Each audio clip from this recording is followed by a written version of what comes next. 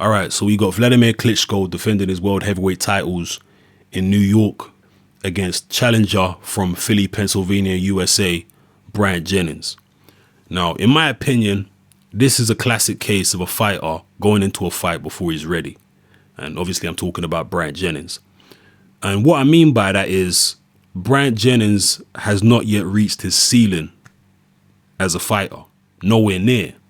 He hasn't yet maximized his potential. And the reason that he hasn't is largely because it seems no one has shown him how to do it. Now, most of you probably know that Jennings has got a ridiculously long reach for his height. The guy is, I think, only around 6'1", 6'2", but he has an 84 or an 85-inch reach, which is actually longer than Wladimir Klitschko's reach, despite the fact Klitschko's several inches taller. But unlike most extraordinarily long-arm fighters, Bryant Jennings doesn't have too much problem shortening his punches and fighting up close. Jennings is competent on the inside. He's not a great inside fighter by any stretch of the imagination, but he's competent up close, particularly for a guy who has such long arms. And in fact, if you look at a lot of Bryant Jennings' stoppages, they've come from chopping shots that he's thrown up close rather than long range punches. Okay, so he has the opposite problem of what most very long arm fighters have. He's competent up close, but in the middle of the ring at long range, he isn't as good as he should be with the natural tools that he has, being those big long arms. He should be much more effective than he actually is.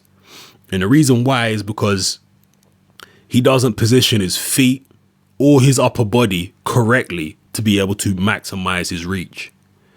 When you see a guy like Adonis Stevenson or Floyd Mayweather or many other fighters who have very long arms for their height, what they tend to do is stay side on, very side on, okay, get full extension on their punches, and they will have their feet pretty far apart. They'll have a pretty wide stance. And the reason they have that wide stance is because if their feet were closer together and they were trying to throw those big, long, go-go gadget arms out there, they would fall off balance. Okay, or they would be off balance. So they compensate for stretching those go-go gadget arms out there by widening their stance, and that way they can stay on balance when they fully extend their punches. This is something Bryant Jennings doesn't do. He don't do it when he throws a jab. He don't do it when he throws a right hand. Okay, his feet are close together, so I guess his instinct inside him to prevent himself from going off balance is he'll throw the punch short rather than throwing it long. Okay, this is a problem. Someone needs to teach this guy how to get full extension on his punches. And another thing he does as well, Bryant Jennings, is he squares his shoulders up a lot. You know, even when he's throwing his jab, when he's throwing his right hand, he'll square his shoulders up. You know, and it just frustrates the hell out of me to see him doing this time after time after time. I know he didn't have an extensive amateur career. I'm not even sure if he had any amateur fights. If he did, there was very few. But to make it to this level in boxing, someone should have corrected that mistake by now. When I saw him shadow boxing this week in the lead up to this Klitschko fight, he was shadow boxing and throwing short punches. You know, you have to get your muscles. There's a thing they call muscle memory, where you, through repetition, constant repetition, you get your muscles used to completing a certain action. So next time you're in a situation, your body will just react in a certain way. It will throw the punch correctly without you even having to think about it, through muscle memory, through repetition. And when I see Bryant Jennings in the ring and he's throwing all these short little punches, you know, and he's got these big long arms, I'm thinking, you're just taking away one of your best assets. You know, like, someone teach this guy how to extend his punches. Now, some people are going to say, well, he don't need long punches against Wladimir Klitschko. He needs short punches. I disagree. There's more than one way to skin a cat. You know, Kubrat Pulev showed with his long reach, which is not even as long as Wladimir Klitschko's. With his long reach, he was able to actually take away Klitschko's jab. Klitschko wasn't very effective with the jab in the Pulev fight, you know. That was a pretty even fight in terms of jabs. In fact, Pulev might have even had a slight upper hand, even though he was on the deck plenty of times and he couldn't keep that left hook away. in terms of jabs, Pulev was effective. Because Pulev does know how to maximize his reach. That's one thing I will say. Okay, Jennings, it would be nice if he could take that natural gift that he has, those long arms, and learn how to utilize that. Because against Wladimir Klitschko, he's going to need every possible tactic or every possible skill that he possibly has at his disposal. He's going to need the short punches, potentially. He'll need the long punches. He'll need the jab. He'll need to develop a good right hand from long range, which is something he don't have because he hasn't learned how to set his feet in the correct position and adjust his balance to be able to throw a big, long, extended right hand. No one's taught this guy this stuff. Very frustrating for me to watch this because it's the same thing I say with all fighters. All I want from all fighters is for them to fulfill their potential, to reach their talent ceiling, to reach to maximize their potential and fulfill all the ability that they have. That's what I want for all fighters, regardless. And Bryant Jennings, he's never going to be a favorite over Wladimir Klitschko, obviously. But if he had been taught how to maximize his reach and do certain things, develop proper straight right hand, long range power in his right, it will give him a better chance against Wladimir. And that's all you can ask for in a fight, is that a fighter gives himself the best chance. He still might be an underdog, but it's better to have a 35% chance rather than a 25% chance.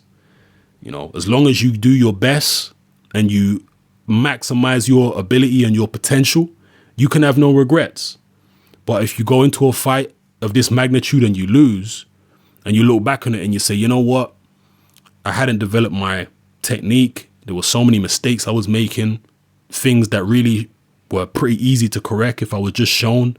That's when he can regret something like that.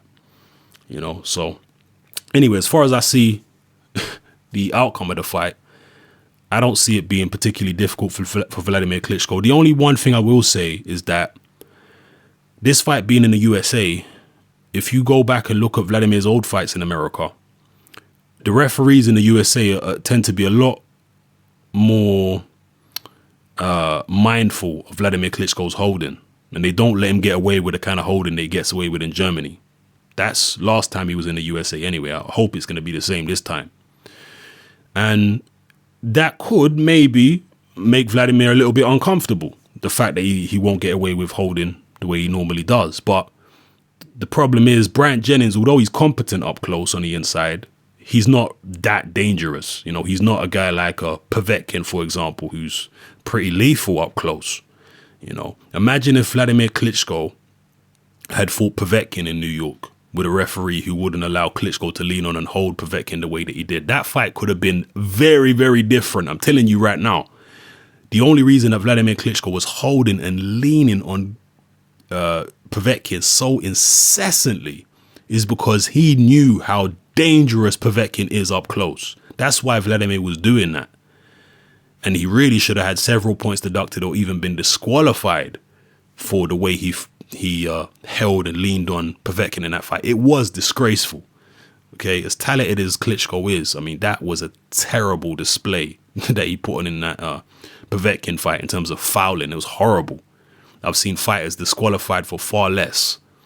If he hadn't been allowed to do that, let's say that tomorrow night's fight was Povetkin, Klitschko in Brooklyn or New York. Boy, very, very interesting fight. Very, very interesting. But Bryant Jennings don't have inside skills like a Povetkin. He's not that dangerous up close. He's got better legs. He can move around a bit better than Povetkin. A bit more athletic. But I don't think he's developed enough to give himself a serious chance. I think he's a bit raw. And I think that will show up in the fight. But we'll see. Hopefully I'm wrong. Hopefully we get a much more competitive fight than I'm expecting. Some people are talking about Shannon Briggs being at the press conference or whatnot. He even got into an argument or whatever with Deontay Wilder. Well, obviously Wilder's a world champion as well, so he ain't just going to target a fight with Klitschko. He's also going to target a fight with Wilder. If he can get that WBC belt, he'd obviously won it. But we'll see what happens with that, man. But as far as Bryant Jennings, I wish him all the best. I hope it's more competitive than I'm expecting. I think he'll do well and be lucky, to be honest, to go the distance. Because I just think his skill set is underdeveloped. He's a bit too raw, and his chances come a bit too soon for him. I mean, I'm not hating on the guy for taking the fight. He has to take it if the opportunity is there. But I'm just disappointed in his team for not fixing certain technical things.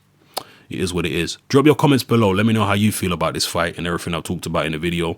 It's your boy Hatman. I'm out.